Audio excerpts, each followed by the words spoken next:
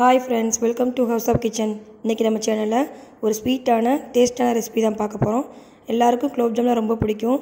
அதே கொஞ்சம் டிஃபரண்டா செஞ்சு சாப்பிட்டா எப்படி இருக்கும்? அட ஆமாங்க. இன்னைக்கு நம்ம கேரட்டை வச்சு ஜாம் பண்ண போறோம். அதை எப்படி பண்ணலாம்ங்கறத வீடியோல பார்க்கலாம்.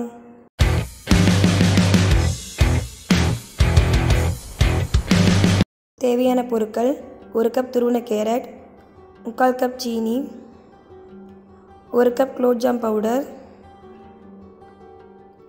1 கப் பால், 1/4 கப் மில்க் பவுடர், 1 கப் நெய். அவ்வளோதாங்க. நாம் இன்னைக்கு இதை வச்சு குலோப் ஜாம் செய்ய போகிறோம். ஃபஸ்ட்டு நம்ம அடுப்பு பற்ற வச்சுக்கலாம். பேனில் நம்ம இன்னைக்கு கேரட்டை நல்லா வதக்கி எடுக்க போகிறோம். அதுக்கு 4 டேபிள் ஸ்பூன் நெய் ஆட் பண்ணிக்கலாம். நான் இன்றைக்கி குலோப் ஜாம் செய்கிறதுக்கு நெய் தான் எடுத்திருக்கேன். நீங்கள் நெய் கூட கொஞ்சம் எண்ணெய் ஆட் பண்ணிக்கலாம். இப்போ நெய் நல்லா காஞ்சதுக்கப்புறமா நம்ம துருவி வச்சுருக்க கேரட்டை வந்து உள்ளே ஆட் பண்ணிக்கோங்க.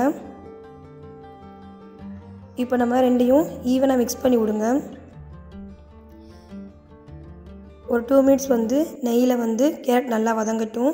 இப்போ பாருங்கள், கேரட்டோட கலர் கொஞ்சம் லைட்டாக மாறிடுச்சு.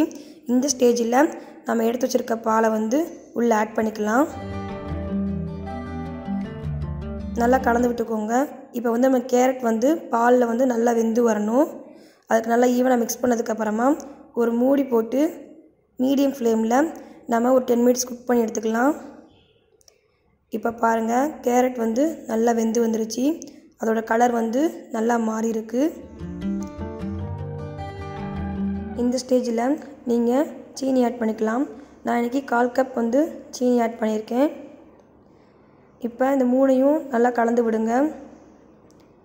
இது நமக்கு நல்லா சுண்டி வர வரைக்கும் நல்லா மிக்ஸ் பண்ணணும். பாருங்கள், இந்த பதத்துக்கு அல்வா பதத்துக்கு இருக்கணும். இது கொஞ்சம் ஆறட்டும். ஆறுனதுக்கப்புறமா ஒரு பவுலில் ட்ரான்ஸ்ஃபர் பண்ணிக்கோங்க. அதில் 1/4 cup milk powder, 1 cup gulab jam powder add பண்ணி நாம் இந்த மூணையும் நல்லா பிசைஞ்சு எடுத்துக்க போகிறோம்.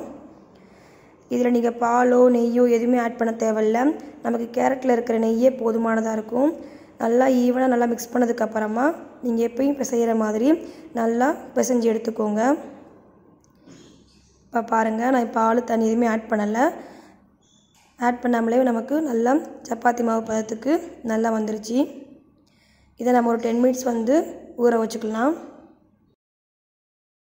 10 மினிட்ஸ்க்கு அப்புறமா நம்ம அதை குட்டி குட்டி உருண்டையாக போட்டுக்கலாம். இப்போ பாருங்கள், நமக்கு தேவையான அளவு எடுத்துக்கிட்டு உங்களுக்கு என்ன ஷேப் வேணுமோ அந்த ஷேப்பில் நீங்கள் பண்ணிக்கோங்க. நான் இன்றைக்கி குட்டி குட்டி பால் ஷேப்பில் பண்ணியிருக்கேன். பாருங்கள், நம்ம நெய் எதுவும் ஆட் பண்ணாமலே நமக்கு பால் வந்து எந்த வித விரிசல் இல்லாமல் இந்த மாதிரி அழகாக வந்துடும். இதே மாதிரி நீங்கள் ஒவ்வொன்றா எடுத்து செஞ்சு வச்சுக்கோங்க. நீங்கள் இந்த மாதிரி குலோப் ஜாம் சாப்பிட்டு பார்த்தீங்கன்னா தெரியும், நார்மலாக சாப்பிட்ற குலோப் ஜாமுக்கும் இதுக்கும் நல்ல டிஃப்ரெண்ட் தெரியும். இதோட டேஸ்ட்டே வேறு லெவலில் இருக்கும்.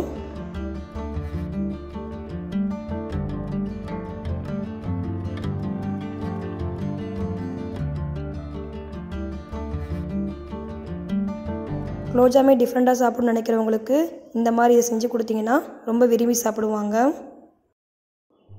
ஃபஸ்ட்டு நம்ம சுகர் சிரப் ரெடி பண்ணிக்கலாம். அதுக்கு பேனில் 1 கப் சுகர் ஆட் பண்ணியிருக்கேன். அதே கப் அளவுக்கு 2 கப் தண்ணி ஆட் பண்ணியிருக்கேன். நீங்கள் எவ்வளோ அளவு எடுக்கிறீங்களோ அந்தளவுக்கு நீங்கள் தண்ணி ஊற்றிக்கோங்க. இது ரெண்டும் ஈவனாக நல்லா மிக்ஸ் பண்ணி விட்டுக்கோங்க. நல்லா ஈவனாக மிக்ஸ் பண்ணதுக்கப்புறமா ஃபுட் கலர் ஆட் பண்ணிக்கிறேன். நான் இன்றைக்கி எல்லோ கலர் ஆட் பண்ணியிருக்கேன். நீங்கள் ப்ளெயினாக விடனாலும் விடலாம், இல்லை உங்களுக்கு என்ன கலர் பிடிக்குமோ அந்த கலர் ஆட் பண்ணிக்கோங்க. இப்போ வந்து இந்த சிரப் வந்து நல்லா கொதித்து கொஞ்சம் லைட்டாக பிசுபிசுப்பு தன்மைக்கு வரணும்.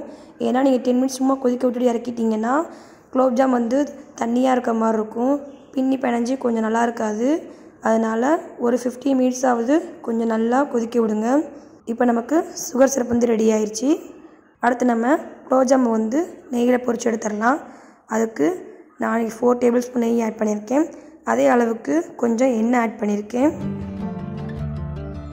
எண்ணெய் நல்லா காஞ்சதுக்கப்புறமா நம்ம எடுத்து வச்சிருக்க பால்ஸை வந்து உள்ளே ஒவ்வொன்றா ஆட் பண்ணிக்கோங்க.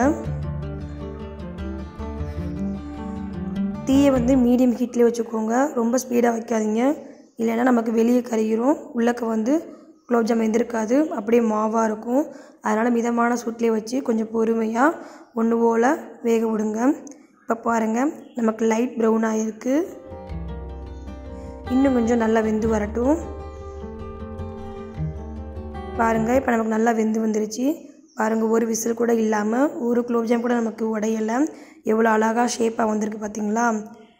கண்டிப்பாக அதை உங்கள் வீட்டில் ட்ரை பண்ணி பாருங்கள். இப்போ நம்ம பொரிச்ச எல்லாத்தையும் நம்ம ஜீராக்குள்ளே கொட்டிடலாம். இது ஓவர் நைட் ஊறணும், அப்போ தான் நமக்கு நல்லாயிருக்கும். நான் எனக்கு வீடியோக்காக ஒரு 4 hours மட்டும் ஊற வச்சுருக்கேன்.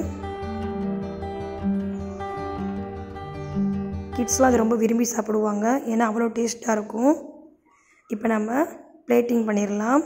பவுலில் ஃபஸ்ட்டு சுகர் சிரப் ஊற்றிக்கலாம். அதுக்கப்புறமா நம்ம ரெடி பண்ணி வச்சுருக்க குலோப்ஜாமை உள்ளே ஆட் பண்ணிக்கலாம். இப்போ பாருங்கள், குலோப்ஜாம் நான் பிச்சு காமிக்கிறேன் எவ்வளோ அழகாக வந்திருக்குன்னு. நமக்கு கேரட் போட்டதே நமக்கு தெரியாது, சாப்பிடும்போது தான் தெரியும் நமக்கு அது கேரட் உள்ளே போட்டிருக்குன்னு சொல்லிட்டு. பார்த்தா நம்ம எப்பயும் சாப்பிட்ற நார்மல் குலோப்ஜாம் மாதிரியே தான் இருக்கும். இதே மாதிரி ரெசிபி பார்க்குறக்கு நம்ம சேனலை மறக்காமல் லைக் பண்ணுங்கள், ஷேர் பண்ணுங்கள், சப்ஸ்கிரைப் பண்ணுங்கள்.